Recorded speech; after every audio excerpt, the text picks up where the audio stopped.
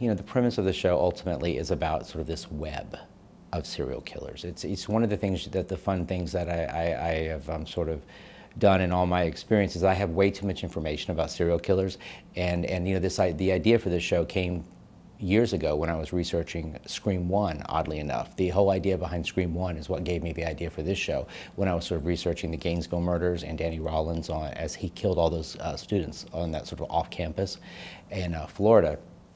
And I sort of thought, wouldn't it be great if there was a serial killer who, while he was in prison, had internet access, and he was able to contact other people, and he was able to sort of build relationships and sort of cultivate a bunch of sort of a clerisy of like-minded individuals who were serial killers or potential serial killers, or were just looking for something to fulfill their lives. And I sort of feel like and what better person to do it than sort of a professor of literature, someone who can speak sort of to a Gothic romanticism, someone who can inspire people, and sort of, if you look at all the big cults through time, they were always sort of these charismatic personalities that were able to sort of inspire people to sort of do their bidding.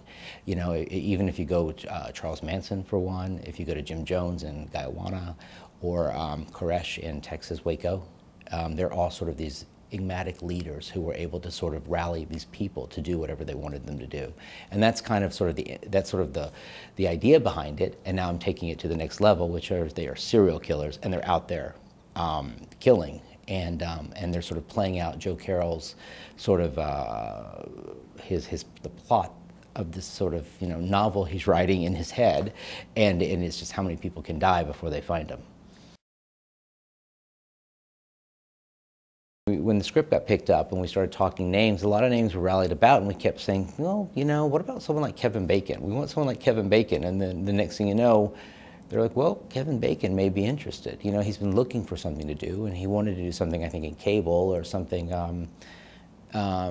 wasn't really looking at network television, but they got him the script, and he read it. And then he's, you know, the next thing you know, he wanted to discuss it. He wanted to talk and meet, and then it all just snowballed from there. I didn't know enough to dream about someone like Kevin Bacon. You know, I wrote the parts, you know, of course, you know, you always write with lofty ambitions, but you never, you know, dream of having someone like Kevin Bacon.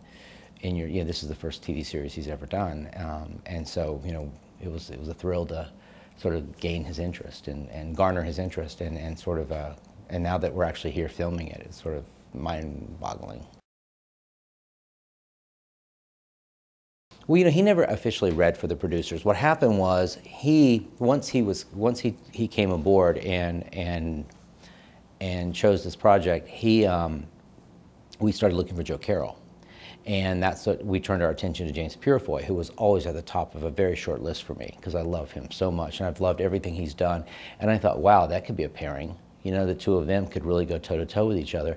And when we had like a one-time read where we just wanted to see their chemistry. And, you know, because it's really interesting. Usually you have a chemistry read between a man and a woman and the love interest, but this is, you know, villain versus hero.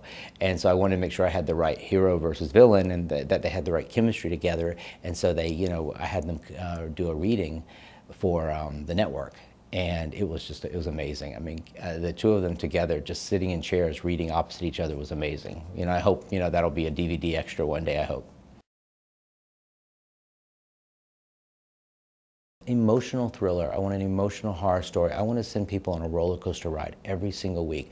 What I want to do is have you turn on the TV and sit down and have your breath taken away, and I want to see people gasp from their couches, and I want a lot of twists and turns, and I want tears, and I just want to tell an emotional, dramatic thriller on a weekly basis.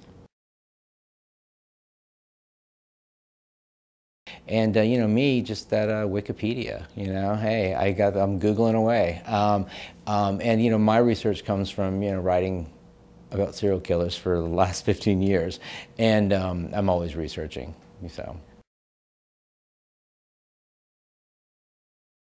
Well, what the research that I had the cast do to prepare for the show is I hooked them up with the FBI. Each one had their own consultant. They all went out and sort of got a quick lesson in what it's like to be an FBI agent. The Following ファーストシーズン2月5日発売。The Following ファーストシーズン2月5日レンタル開始。